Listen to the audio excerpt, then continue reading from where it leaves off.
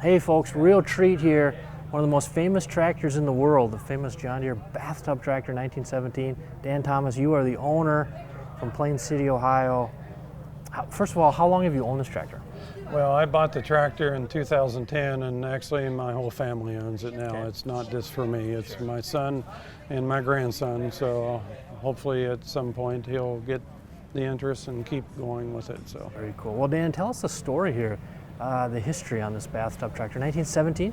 1917, it was built by Waterloo gas engine, and that was before John Deere bought them.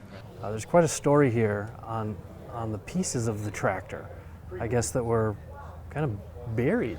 Yeah, for some unknown reason, the main case of the tractor, which is the gray part, it was buried underground, and during the construction around the plant there, and they dug up this main case right This was away. just construction crew, A construction crew, yes. and that was early 90s?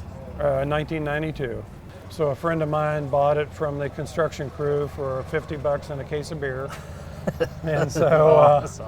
American agricultural history dug up out of the ground by accident. Amazing. yeah, and it's really unknown why it was buried. You know, there was a foundry there. Why didn't they melt it down and put it into another tractor or whatever? But for some reason it got buried. It was put in a museum in September of 2017, Okay. and I got it out in 2019. And you've got this thing outside and you've been running it.